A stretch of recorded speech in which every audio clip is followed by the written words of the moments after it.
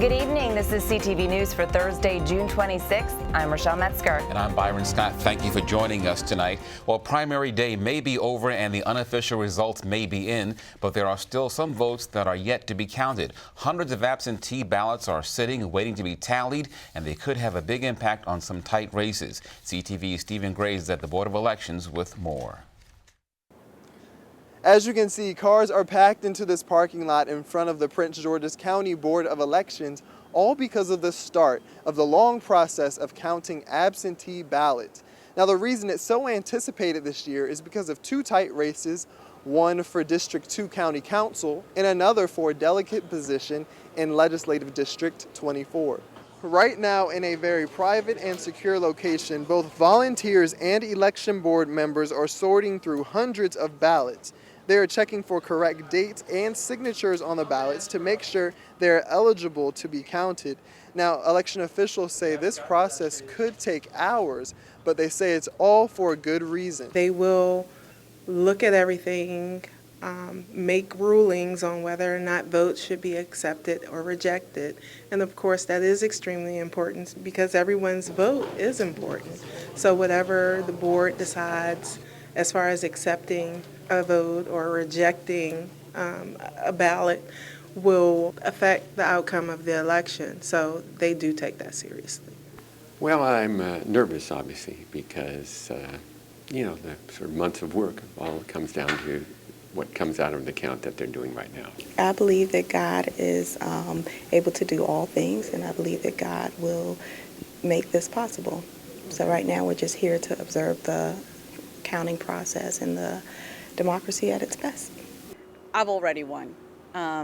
This is really about my community and the community that I'm choosing to represent. That's really what this battle is about at this point. And that's really why I'm here sticking it out and fighting it out, because I have to represent them. Absentee and provisional ballots will be counted in additional 2 dates on July 2nd and July 7th. All results will be posted online at the end of each day. In Largo, Stephen Graves, CTV News. And you can keep up with the results of the Maryland State Board of Elections website.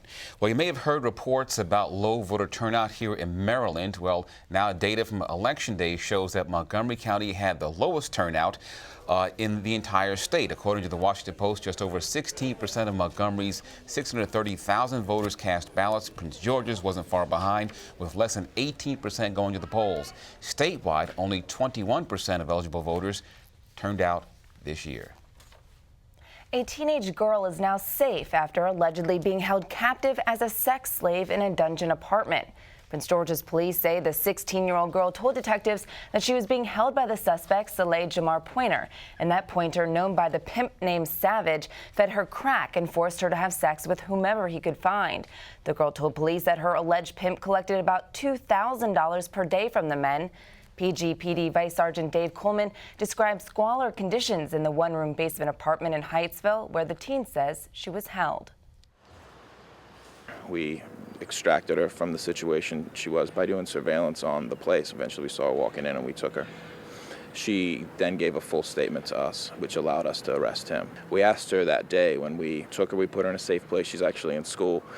We asked her if, would you go back to him? She said, yes, absolutely. I saw her yesterday morning, or my team did, and they asked her the same question, would you go back to him? And she said, absolutely not. So there is some hope. It took a couple weeks, but it looks like now that she's got some drugs out of her system, she's in a better place. It gives her a more realistic perspective on life. So often these traffickers provide them a category of looking at the world that's just very, very twisted, and that's how they start seeing themselves. That's how they start seeing the world. Pointer now faces human trafficking charges. Investigators are also looking into the possibility of other connections to the suspect, but Coleman says so far they do not believe the case goes beyond one man and one girl.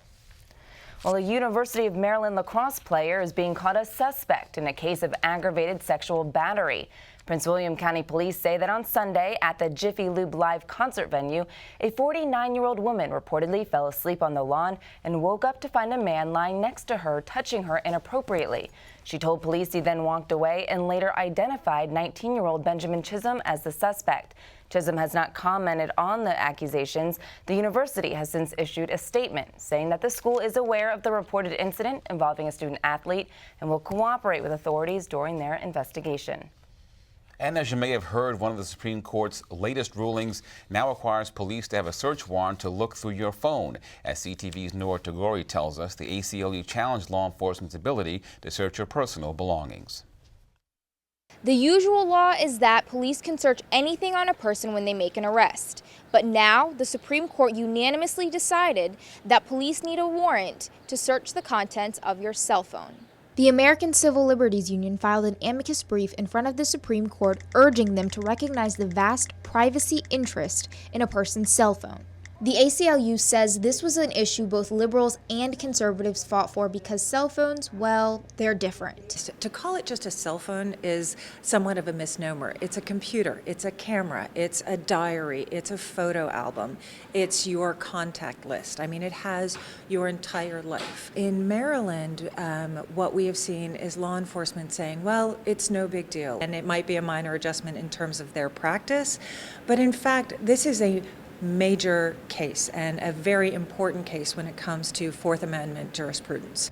But Sergeant Andrew John from Tacoma Park Police says this new rule won't make much of a difference since getting a search warrant can be quick and easy. Me as an investigator or a police supervisor, I don't see it as a setback. I see it as just the Supreme Court has just made a ruling clear that was a gray area before, so now we know how to proceed. Here's one person who thinks if you don't have anything to hide, the ruling shouldn't matter to you anyway. I have nothing on my cell phone that would be a problem for a policeman to look at. But I also think that if they're saying that your life is on your cell phone, then you have no life. The ruling was a defeat for the Obama administration, who argued that there was no fundamental difference between a smartphone and other things a person would carry, like a briefcase.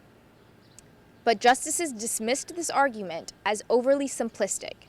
In Tacoma Park, for CTV News, I'm Noor Tagore. And you're watching CTV News. I'm Byron Scott. And I'm Rochelle Metzger.